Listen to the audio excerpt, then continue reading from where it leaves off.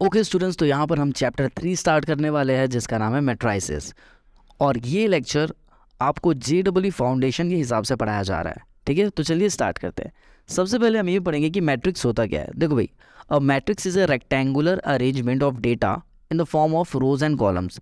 ये रोज और कॉलम्स क्या होता है ये भी हम आपको बताएंगे, लेकिन एक रेक्टेंगुलर तरीके से हम क्या करेंगे, डेटा को अरेंज करेंगे। डेटास क्या क्या हो सकता है, लाइक 1 2 3 4 5 6 ऐसा हो सकता है, या फिर ट्रिग्नोमेट्रिक फंक्शन भी हो सकता है, like e⁻x, sin x, cos x और यहाँ पर √5। कुछ भी डेटा हो सकते हैं। ये बात समझ में आ गई?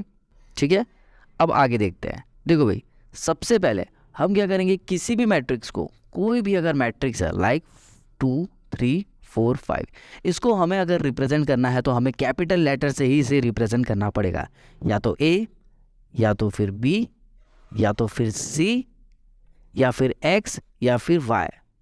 जो भी चाहो कैपिटल लेटर से ही आपको करना पड़ेगा। ये बात समझ में आ गई? कुछ भी लेटर आप चाहो उससे आप रिप्रेजेंट कर सकते हो, ये कहने की कोशिश कर रहे हैं। अभी जो अंदर जितनी भी चीज़ें हैं इसे हम कहते हैं एलिमेंट्स। इसे हम क्या कहेंगे, एलिमेंट्स कहेंगे। ठीक है, यहाँ तक चीज़ें क्लियर है? तो मैट्रिक्स के अंदर जितनी भी चीज़ें आएगी उसको हम बोलेंगे एलिमेंट्स। अब देखो, रोज और कॉलम्स क्या क्या होते हैं वो देखते हैं। मान लेते हैं हमारे पास एक मैट्रिक्स है B, 1 2 3 4 5 6। तो रोज यहाँ पर कितने हैं, ये पहला रो हो गया 1 2 3, और ये हो गया हमारा दूसरा रो 4 5 6। ठीक है, तो रोज यहाँ पर कितने हैं, 2 रोज है। कॉलम्स कितने हैं, 1 2 3। तो 3 कॉलम से पहला कॉलम क्या है 1 4, दूसरा कॉलम क्या है 2 5, और तीसरा कॉलम हमारा है 3 6। तो यहाँ पर 3 कॉलम्स है। ये बात समझ में आ गए? ठीक है, अब ऐसे भी याद रख सकते हैं, रो और कॉलम ऐसे भी आप याद रख सकते हैं। तो रोज हमेशा ऐसे चलेंगे और कॉलम्स हमेशा ऐसे चलेंगे। ठीक है, यहाँ तक चीज़ें क्लियर है? अब आगे देखते हैं। ठीक है, तो रोज और कॉलम्स तो हमें पता चल गए। अगर हम इसकी बात करते हैं, इस मैट्रिक्स को हम मान लेते हैं कैपिटल लेटर A। ठीक है, और यहाँ पर रोज कितने हैं, पहला रो दूसरा रो, कॉलम्स कितने हैं 1 2 3। तो इसको हम बोलेंगे 2 क्रॉस 3 की ये मैट्रिक्स है। ये बात समझ में आ गई? हमेशा पहले रो आएगा उसके बाद आएगा कॉलम, इस बात को हमें भूलना नहीं है। ठीक है, अब आगे देखते हैं। देखिए भाई, अगर हम इसकी बात करें तो यहाँ पर रोज कितने हैं 1 2, कॉलम्स कितने हैं 1 2 3 4 कॉलम्स है। अगर हम इसकी ऑर्डर लिखे, ऑर्डर क्या होता है ये हम आपको बताएंगे, अभी बस सुन लीजिए। ऑर्डर अगर हम इसकी लिखे तो हमेशा होगा R इंटू C, मतलब रो इंटू कॉलम। ठीक है, तो यहाँ पर हम लिखेंगे 2 क्रॉस 4, मतलब ये जो मैट्रिक्स है 2 क्रॉस 4 की मैट्रिक्स है। ठीक है, सारी चीज़ें आपको समझ में आएगी, ज़्यादा टेंशन लेने की ज़रूरत नहीं है। जब हम क्वेश्चंस डील करेंगे तो प्रॉपर वे में हम आपको बताएंगे कि एक एक चीज़ कैसे पूछी जाती है और उसका आंसर आपको कैसे लिखना है। ठीक है, मान लेते हैं आपके पास एक मैट्रिक्स है A, 1 2 3 4 5 6 7 8 9। ठीक है, इसमें क्या पूछ रहा है, इसमें ये पूछ रहा है कि ये चीज़ होती क्या है। सबसे पहली चीज़, ये MN क्या है और ये IJ क्या है। तो आप एक बात ध्यान से सुनना, ये मैट्रिक्स A हो गई, मान लेते हैं B मैट्रिक्स है 1 2 3 4 5 6। मान लेते हैं कोई दूसरी एक और हम मैट्रिक्स को लेट कर लेते हैं 4 6 8 2। एक और मान लेते हैं D, 1 2 4 8 2 6 4 5 9। कोई भी मैट्रिक्स हो, हम हर मैट्रिक्स को इससे रिप्रेजेंट करेंगे, हम सारे मैट्रिक्स को इससे रिप्रेजेंट करेंगे। ठीक है, ये MN क्या होता है, IJ क्या होता है, और ये स्मॉल a यहाँ पर क्यों लिखा है, ध्यान से सुनना। ठीक है, सबसे पहले ऑर्डर ऑफ मैट्रिक्स समझते हैं। ऑर्डर ऑफ मैट्रिक्स मतलब होता है M क्रॉस N। M का मतलब होता है यहाँ पर नंबर ऑफ रोज, और N का मतलब होगा यहाँ पर नंबर ऑफ कॉलम्स, कि कितने कॉलम्स है और कितने रोज है। ठीक है, अब देखो भाई, MN का मतलब तो पता चल गया। IJ का मतलब क्या है, IJ का मतलब होता है, I का मतलब रो नंबर, J का मतलब कॉलम नंबर। क्या होता है चलिए समझते हैं। देखो भाई, ऑर्डर कैसे निकलेगा, मान लेते हैं हमारे पास ये क्वेश्चन है। ठीक है, इसमें रोज कितने हैं 1 2, तो यहाँ लिखेंगे 2। कॉलम्स कितने हैं 1 2 3 4 कॉलम्स है, तो हम यहाँ लिखेंगे क्रॉस 4। तो इसको बोलते हैं ऑर्डर निकालना, ठीक है। ये ऑर्डर कैसे फाइंड करेंगे, आप देख लीजिए रोज कितने हैं और कॉलम्स कितने हैं। 2 रोज है 4 कॉलम है, तो यहाँ पर लिखेंगे 2 क्रॉस 4, ठीक है। यहाँ पर आंसर इधर पे लिखा हुआ है। तो ऑर्डर कैसे निकालेंगे समझ में आ गया, ठीक है। एक एग्जाम्पल भी देख लेते हैं। मान लेते हैं हमारे पास एक मैट्रिक्स है ए, 1 2 4 5 6 7 9 3 1, ठीक है। तो भैया इसमें रोज़ कितना है, इसमें रोज़ है 1 2 3, 3 रोज़ है। और कॉलम्स कितने हैं, 1 2 3, कॉलम भी कितने हैं, 3। तो ऑर्डर इसका क्या होगा, 3 क्रॉस 3। इसको पढ़ते कैसे हैं, 3 क्रॉस 3, ऐसे इसको रीड किया जाता है, ठीक है। ये बात समझ में आ गई। फिर से देखिए, अगर हम इसको हटा देते हैं और अब नया मैट्रिक्स ऐसे बनाते हैं, तो इसका ऑर्डर क्या हो जाएगा भैया। सबसे पहले देखो रो कितना है, 1 2 3, 3 कॉलम कितना है, 1 2। तो ये 3 क्रॉस 2 की मैट्रिक्स है। इसका ऑर्डर क्या है, 3 क्रॉस 2। बात समझ में आ गई। एक और देखते हैं, मान लेते हैं एक मैट्रिक्स ए है 1 2 4 3। इसका ऑर्डर क्या है, 2 रो है और 2 कॉलम है, मतलब 2 क्रॉस 2 की ये मैट्रिक्स है, ठीक है। आई होप आपको चीज़ें समझ में आ गई होगी कि भैया ऑर्डर कैसे निकलता है, ठीक है। तो ये चीज़ हमारी क्लियर हो गई कि भैया एम एन क्या होता है, नंबर ऑफ रोज और नंबर ऑफ कॉलम। अब ये आई जे का क्या चक्कर है भैया, आई जे का मतलब होता है, आई का मतलब रो नंबर, जे का मतलब कॉलम नंबर, मतलब इसकी हम पोजीशन बताएंगे। ये क्या होता है, एड्रेस होता है। हमें एड्रेस बताना है, हमें पोजीशन बताना है कि ए की पोजीशन क्या है, ठीक है। सर स्मॉल ए क्यों लिखे, मैट्रिक्स के अंदर जितने भी नंबर्स या जो भी चीज़ें लिखी हुई रहेगी उसको हम बोलते हैं एलिमेंट्स, और एलिमेंट्स को स्मॉल ए से रिप्रेजेंट किया जा सकता है, ठीक है।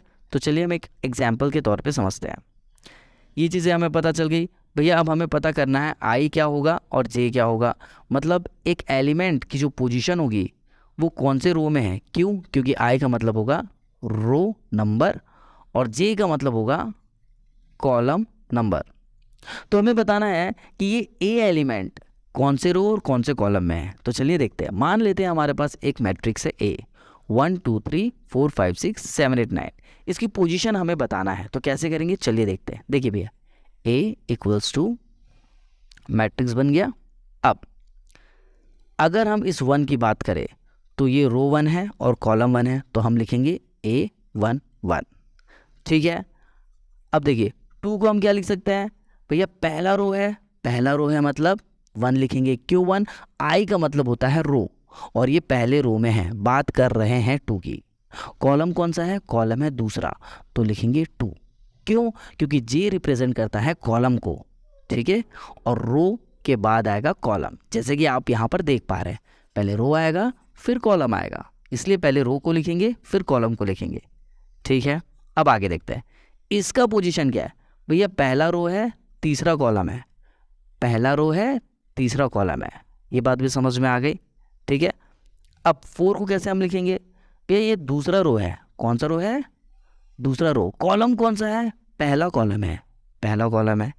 5 को कैसे लिखेंगे, ये है दूसरा रो दूसरा कॉलम, दूसरा रो दूसरा कॉलम। बात समझ में आ गई। वैसे ही हम इसको भी लिख देंगे। अब ये हम इतने जल्दी जल्दी क्यों लिख पा रहे हैं, इसके बारे में भी हम आपको आइडिया देंगे। देखो ये चीज़ें समझ में आ गई। हमें पोजीशन बताना है। ए आई जे क्या है, एक्चुअल में एड्रेस है। ये क्या है, एड्रेस है, पोजीशन है कि भैया ये कहाँ पर है। तो कैसे होगा चलिए देखते हैं। अगर हम पूछे ए 1 1 की पोजीशन क्या है, ए 1 1 की पोजीशन क्या है, तो भैया आप डायरेक्ट भी यहाँ पर कंपेयर कर सकते हो। ए 1 1 यहाँ आ रहा है, मतलब ए 1 1 हो जाएगा 1, ठीक है। ए 3 2 किधर है, इधर पे है, मतलब नीचे में बीच में, तो नीचे का बीच क्या है 8 है, तो ये हो जाएगा 8। ये बात समझ में आ गई। अब इसको निकालेंगे कैसे और क्वेश्चन कैसे पूछेगा ये भी हम आपको बताते हैं। आपको डायरेक्टली क्वेश्चन पूछेगा ए 22 की पोजीशन बताओ, डायरेक्ट पूछेगा, तो कैसे निकालेंगे। देखो भैया इसको हम कैसे रीड करेंगे, एक एलिमेंट, ए का मतलब एक कोई तो भी एलिमेंट है जिसमें रो 2 है और कॉलम भी 2 है। तो देखो भैया रो 2 ये है, कॉलम 2 ये है, 5 में हो रहा है, तो A22 की वैल्यू हो जाएगी 5। आई होप आपको चीज़ें समझ में आ रही होगी, ठीक है। बहुत ज़्यादा इजी है, बिल्कुल भी टफ नहीं है। तो ये ऑर्डर कैसे निकलता है और ये पोजीशन कैसे निकलता है, आई होप आप सीख गए होंगे। आगे देखते हैं, हमें नंबर ऑफ एलिमेंट्स कैसे फाइंड करना है। तो हम दो चीज़ फाइंड करेंगे, पहले ऑर्डर फाइंड करेंगे, फिर नंबर ऑफ एलिमेंट्स फाइंड करेंगे। तो कैसे, चलिए देखते हैं। मान लेते हैं हमारे पास एक मैट्रिक्स है A, 1 2 3 4 5 6 7 8 9। हमें क्या फाइंड करना है, ऑर्डर ऑफ ए मैट्रिक्स। तो भैया गिनो कितना रो है, 1 2 3। कॉलम्स कितना है, 1 2 3। तो ऑर्डर ऑफ ए मैट्रिक्स क्या हो गया, 3 क्रॉस 3। ये बात समझ में आ गई, ये बात समझ में आ गई। देखते ही साथ आप बता दोगे कि 3 क्रॉस 3 है। अब हमें क्या करना है, रोज कितने हैं 3, कॉलम कितने हैं 3। सर क्या निकाल रहे हो, अब हम निकाल रहे हैं नंबर ऑफ एलिमेंट्स। तो नंबर ऑफ एलिमेंट्स कैसे निकालेंगे, आप रोज और कॉलम्स को एक्चुअल में मल्टीप्लाई कर ही देना। 3 3 जा 9, 9 एलिमेंट्स यहाँ पर है। तो बात समझ में आ गई कि ऑर्डर कैसे निकालेंगे और एलिमेंट्स कैसे निकालेंगे। ऑर्डर में हमें सिर्फ 3 क्रॉस 3 ही लिखना है, इसको मल्टीप्लाई करके 9 मत लिख देना, ठीक है। सिर्फ 3 क्रॉस 3। बात समझ में आ गई। अगर कोई कहेगा कि भैया ऑर्डर 2 क्रॉस 2 का एक मैट्रिक्स बनाओ, तो कैसे बनाएंगे हम, जहां पर 2 रो होंगे और 2 कॉलम होंगे। फॉर एग्जाम्पल 1 3 6 9, ये हो गया 2 क्रॉस 2, मतलब 2 क्रॉस 2 का मैट्रिक्स। चीज़ें क्लियर है, ठीक है। तो ऑर्डर और एलिमेंट्स कैसे निकालेंगे पता चल गया, ओके। अब आगे देखते हैं। हमारे पास एक क्वेश्चन है, हमारे पास एक मैट्रिक्स दिया हुआ है और हमें क्या क्या निकालना है, पहले ऑर्डर निकालना है, फिर नंबर ऑफ एलिमेंट्स निकालना है, और फिर A1 3 2 1 3 3 2 4 2 3 निकालना है। तो चलिए सबसे पहले हम चीज़ों को समझते हैं, ठीक है। हमारे पास यहाँ पर कितने रोज है, 1 2 3 रोज है, 3 रोज है। कॉलम्स कितने हैं, 1 2 3 4, 4 कॉलम्स है, ठीक है। तो ये जो मैट्रिक्स बनेगी कितने की बनेगी, इसका ऑर्डर क्या रहेगा, ऑर्डर रहेगा 3 क्रॉस 4।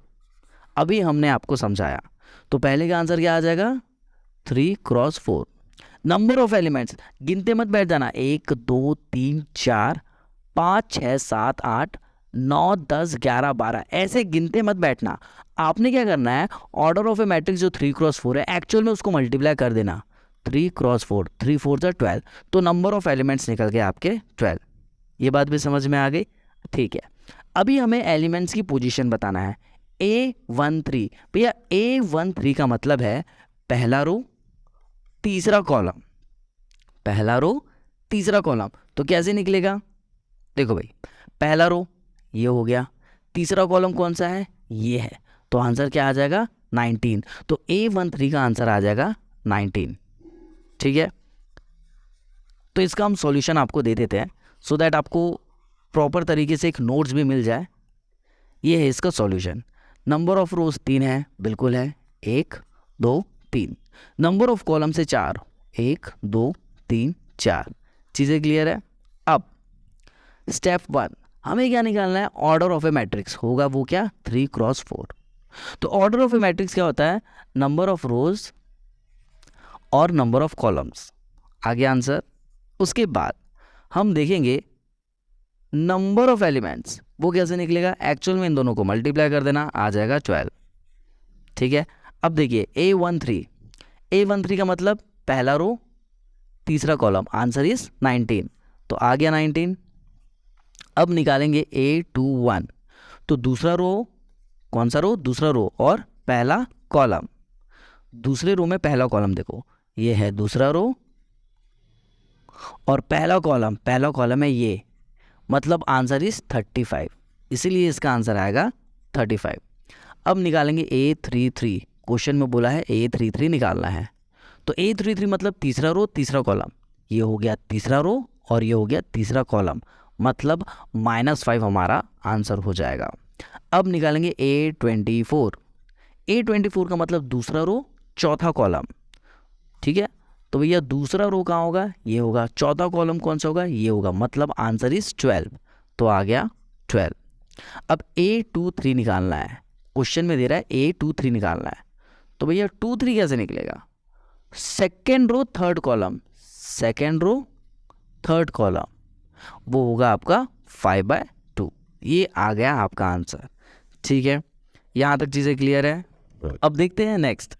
देखो भैया, एक बार हम रिवीजन कर लेते हैं। ठीक है, यहाँ पर रो कितने हैं? 1 2 3, 3 रो हैं। कॉलम्स कितने हैं? 2 है। 1 2, 2 कॉलम्स है यहाँ पर। ठीक है, अंदर की जितनी भी चीज़ें हैं उसे हम क्या बोलेंगे? एलिमेंट्स बोलेंगे। ठीक, आगे बढ़ते हैं। देखो भैया, टाइप्स ऑफ मैट्रिक्स सबसे इम्पॉर्टेंट चीज़ है। ठीक है, ये बहुत इंपॉर्टेंट है, इसको पढ़ लिया तो ही आपसे क्वेश्चन बनने वाले हैं, वरना बिल्कुल नहीं बनेंगे। तो हम जो बोलेंगे ध्यान से सुनना, बहुत ईजी तरीके से हम आपको बताएंगे। ठीक है, टाइप्स ऑफ मैट्रिक्स में क्या क्या आता है भैया? पहले आता है कॉलम मैट्रिक्स। कॉलम मैट्रिक्स क्या होता है? देखो भैया, कॉलम मैट्रिक्स का मतलब होगा matrix having only one column. बात समझ में आ गया? एक ऐसा मैट्रिक्स जहां पर सिर्फ और सिर्फ एक ही कॉलम होगा। एग्जाम्पल, एक सेट नहीं, मैट्रिक्स बोलेंगे। ठीक है, एक मैट्रिक्स है हमारे पास ए, इसमें कितने कॉलम होना चाहिए? एक ही कॉलम होना चाहिए। तो इसका एग्जाम्पल होगा 1 2 3। कॉलम कितना है? एक है। सर यहाँ तो रो 3 है। रो कितना भी रहे हमें उससे कोई भी मतलब नहीं, कॉलम एक चाहिए, क्योंकि हम पढ़ रहे हैं कॉलम मैट्रिक्स। कॉलम मैट्रिक्स में कॉलम एक होना चाहिए, बात खत्म। रो कितना भी रहे हमें कोई मतलब नहीं। एक और एग्जाम्पल देखते हैं। एक मैट्रिक्स भी है 4 5। भैया कॉलम कितना है? एक है। रो कितना है? मतलब नहीं, हमें इग्नोर करना है कि रो कितना है। एक और एग्जाम्पल लेते हैं। एक मैट्रिक्स है सी, ठीक है, 9 8 7 5 6।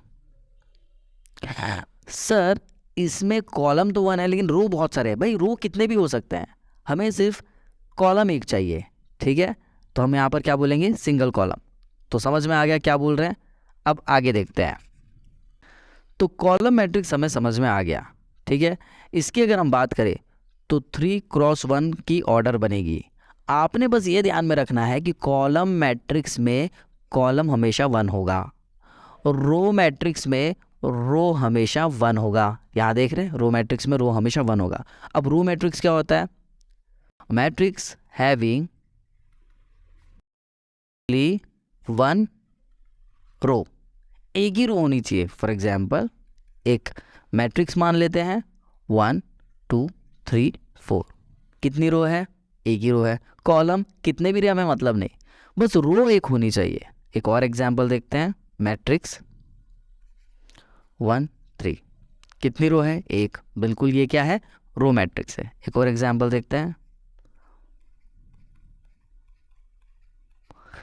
देखो भैया इसमें कॉलम कितने हैं? 1 2 3 4 5 6। कॉलम कितने भी रहे हमें कॉलम से कोई मतलब नहीं है, बस रो एक होना चाहिए। अगर रो एक है इसका मतलब ये है रो मैट्रिक्स।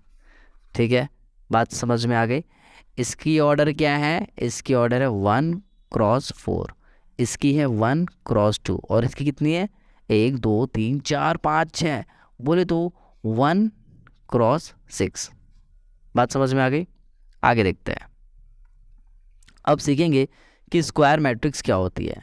भैया स्क्वायर मैट्रिक्स में ना क्या होगा, आपका जो m है क्रॉस n है, ये दोनों आपस में क्या रहेंगे? इक्वल रहेंगे। m = n रहेगा। ये बात समझ में आ गई? फॉर एग्जाम्पल 2x2 का मैट्रिक्स बनाओ तो क्या बनेगा? वो 1 3 4 5 बन गया। इसमें क्या होगा? ये कौन सी मैट्रिक्स है? ये m क्रॉस n है। m मतलब क्या होगा?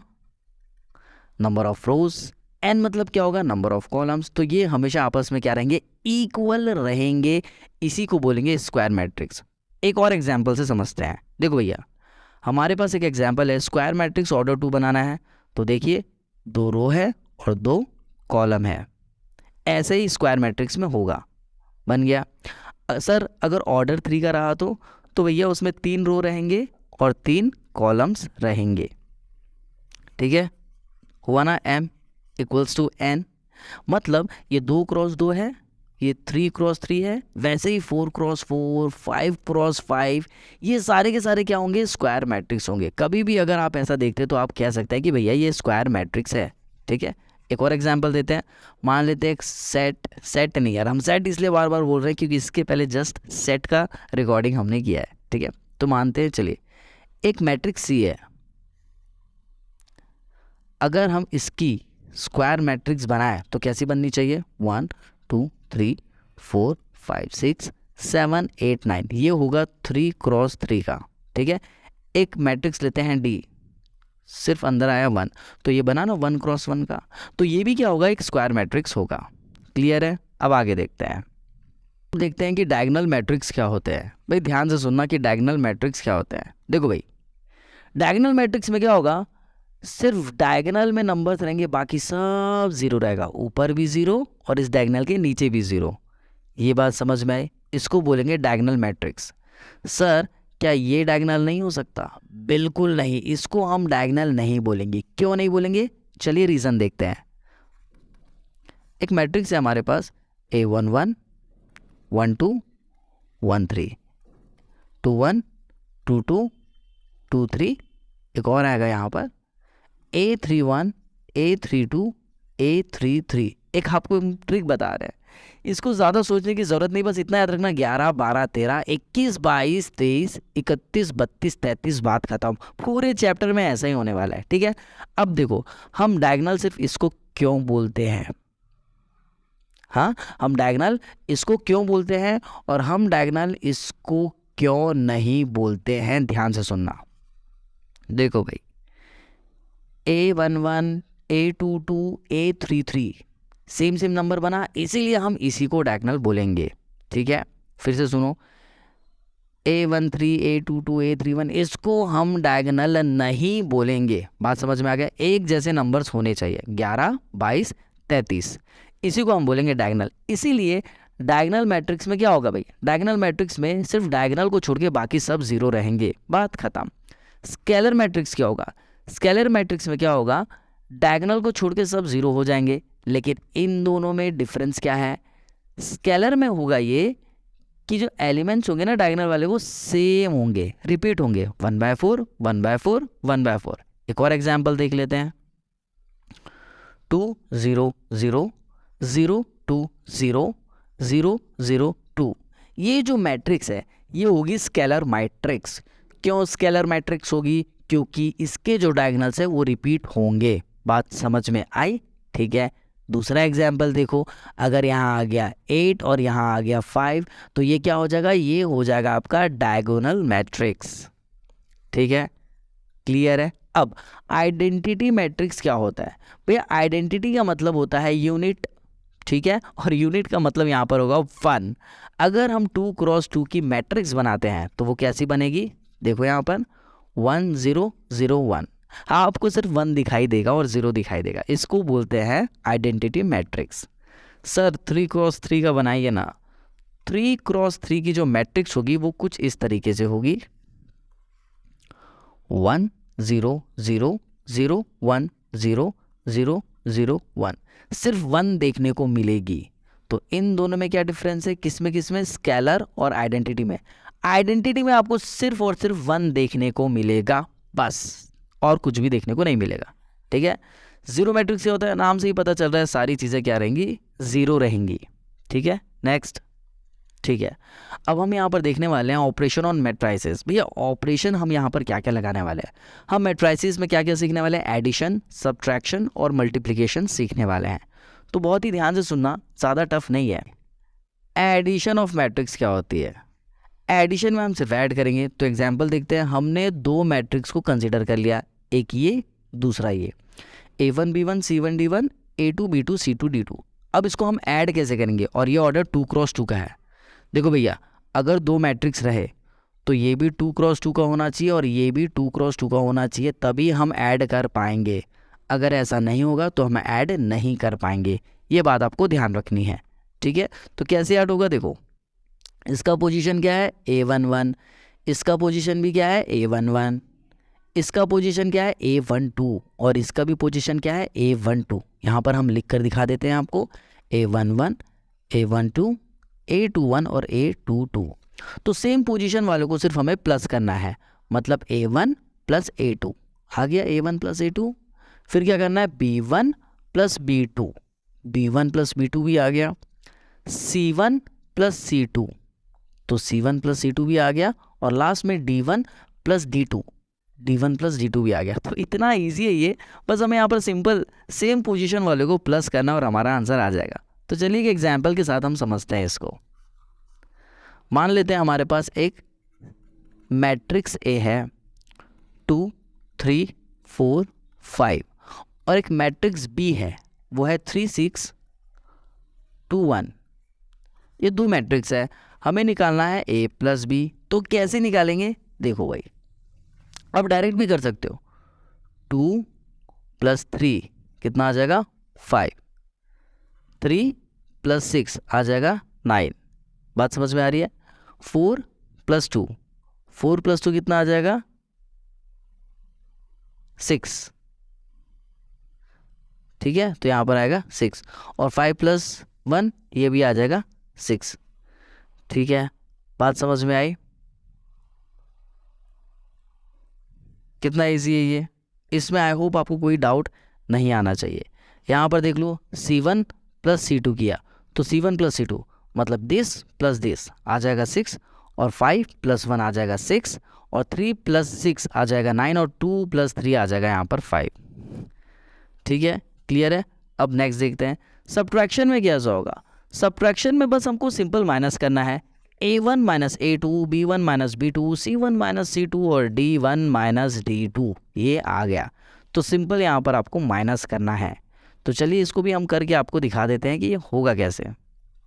देखो भैया, इस बार हमें करना है माइनस, ठीक है, तो माइनस कैसे करेंगे, सिंपल जैसे करते हैं। 2 minus 3 minus 1, 3 minus 6 minus 3, 4 minus 2, 4 minus 2 होगा 2, और 5 माइनस 1 होगा 4, बात समझ में आ गई। ये है आपका आंसर। तो एडिशन और सब्ट्रैक्शन तो बहुत ज़्यादा इजी है, वो तो दिख ही रहा है आपको, लेकिन मल्टीप्लिकेशन इजी नहीं है। मल्टीप्लिकेशन के लिए आपको थोड़ा सा ध्यान से चीज़ें सुननी पड़ेगी, और आपको एक बार प्रैक्टिस ज़रूर करनी पड़ेगी। अगर आप प्रैक्टिस नहीं करोगे तो आपसे ये चीज़ें बिल्कुल भी नहीं बनने वाली, ठीक है। तो चलिए मल्टीप्लिकेशन करते हैं और ध्यान देंगे हम चीज़ों को कैसे समझा रहे हैं। देखो भैया, मल्टीप्लिकेशन में क्या हो रहा है, हम क्या करेंगे, पहले रो को पहले कॉलम से मल्टीप्लाई करेंगे, पहले रो को पहले कॉलम से मल्टीप्लाई करेंगे, फिर पहले ही रो को सेकेंड कॉलम से मल्टीप्लाई करेंगे। ये बात समझ में आ गई, ठीक है। अब दूसरा सुनिए, हम क्या करेंगे, सेकेंड रो को कलर चेंज करते हैं सो दैट आप अच्छे से देख पाओ। देखो भाई, फिर हम क्या करेंगे, सेकेंड रो को पहले कॉलम से मल्टीप्लाई करेंगे, फिर सेकेंड रो को ही सेकेंड कॉलम से मल्टीप्लाई करेंगे। क्या बोला हमने, बात समझ में आई। यहां देखो, A1 को A2 से मल्टीप्लाई करेंगे, A1 को A2 से मल्टीप्लाई करेंगे, प्लस B1 को C2 से मल्टीप्लाई करेंगे, प्लस B1 को C2 से मल्टीप्लाई करेंगे। बात समझ में आ रही है क्या हो रहा है यहाँ पर, बड़ा खतरनाक तरीके से मल्टीप्लाई करना है, ठीक है। A1 को A2 से मल्टीप्लाई करेंगे और B1 को C2 से करेंगे, ये हो गया। अब देखिए इसको हम इससे करेंगे, तो A1 को B2 से मल्टीप्लाई करेंगे तो आ गया A1 B2। अब B1 को D2 से मल्टीप्लाई करेंगे तो आ गया B1 D2, ठीक है, ये समझ में आ गया। अब इसको देखिए, C1 को A2 कर दिया मल्टीप्लाई, अब D1 को C2 से, D1 को C2 से अगेन। अब सेकेंड रो को सेकेंड कॉलम से मल्टीप्लाई करेंगे, C1 को B2 से, C1 को B2 से, और D1 को D2 से, D1 को D2 से, ठीक है, चीज़ें क्लियर है। हम आपको एक एग्जाम्पल भी करके दिखाते हैं सो दैट आपको चीज़ें थोड़ी इजी लगे। एक एग्जाम्पल से समझते हैं।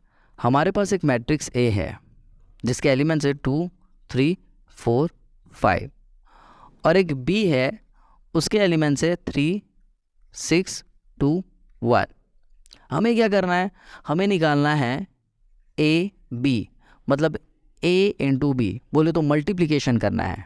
तो कैसे करेंगे, देखो भाई, क्या बताया हमने, पहला रो पहला कॉलम के साथ, मतलब 2 इंटू 3 बात समझ में आ गई? कितना आएगा? वो आएगा 6। अब 3 को मल्टीप्लाई करेंगे 2 से, 3 2 जा अगेन 6 और बीच में आएगा प्लस साइन। क्लियर है चीज़ें? ये रूल है भाई कि प्लस साइन आएगा। अब पहला रो पहला कॉलम हो गया, अब पहला रो दूसरा कॉलम करेंगे तो 2 6 जा 12, तो यहाँ लिखेंगे 12 प्लस 2 6 जा 12, अब 3 1 जा 3। क्लियर है? नेक्स्ट देखते हैं। अब हम क्या करेंगे, दूसरे रो को पहले कॉलम और दूसरे कॉलम से मल्टीप्लाई करेंगे तो 4 3 जा 12 प्लस 5 2 जा 10 हो गया। अब सेकेंड रो को सेकेंड कॉलम से मल्टीप्लाई करेंगे, 4 6 जा 24 प्लस 5 1 जा 5, तो अगेन हम इसको आगे सॉल्व करेंगे, कितना आएगा 6 6, यहाँ पर आएगा 12 और यहाँ आएगा 15, यहाँ आपका आएगा 22 और यहाँ आएगा आपका 29। ये हो जाएगा आपका आंसर। तो मल्टीप्लिकेशन मैट्रिक्स में कैसे करेंगे, आई होप आपको आ गया होगा। ठीक है, देखते हैं कि ट्रांसपोज ऑफ अ मैट्रिक्स क्या होता है। भाई देखो, interchanging rows and columns of a matrix, मतलब हम रोज को कॉलम में चेंज कर देंगे और कॉलम को रोज में चेंज कर देंगे। फॉर एग्जाम्पल, हमारे पास एक मैट्रिक्स है 1 -1 2 और 3, हमें क्या करना है, ट्रांसपोज करना है। तो ट्रांसपोज ऑफ ए को ना हम ए डैश लिखेंगे या फिर ए की पावर टी लिखेंगे। इन दोनों का मतलब होता है कि हमने एक मैट्रिक्स को कर दिया है ट्रांसपोज। तो हमने क्या बोला, रो को कॉलम बना देंगे, तो चलिए बनाते हैं। रो क्या है 1 -1, तो बना दो कॉलम। सेकेंड क्या है, रो 2 3 है, तो बना दो कॉलम। ठीक है, देखिए यहाँ पर तो ट्रांसपोज करना इतना ईजी है। बात समझ में आ गई? एक और एग्जाम्पल लेते हैं। ये क्या है -1 5 6 √3 5 6 2 3 -1। दूसरा एग्जाम्पल करते हैं। अब हमें क्या करना है, इसको ट्रांसपोज करना है। तो क्या करेंगे, रो को हम कॉलम में लिखेंगे, रो को हम कॉलम में लिखेंगे। क्या -1 5 6 -1 5 6 लिखा। सेकेंड रो को हम सेकेंड कॉलम बना देंगे, √3 5 6 √3 5 6। लास्ट में क्या है 2 3 -1 2 3 -1। ये हो गया ट्रांसपोज। आंसर आप चेक कर सकते हैं, ये आंसर और ये आंसर दोनों एक ही जैसे होंगे क्योंकि हमने ए को कर दिया है ट्रांसपोज। ठीक है, आई होप आपको यहाँ तक चीज़ें क्लियर होगी। आगे की वीडियो में और भी बेहतरीन चीज़ें हम आपको बताएंगे। मिलता है अगले वीडियो में। Till then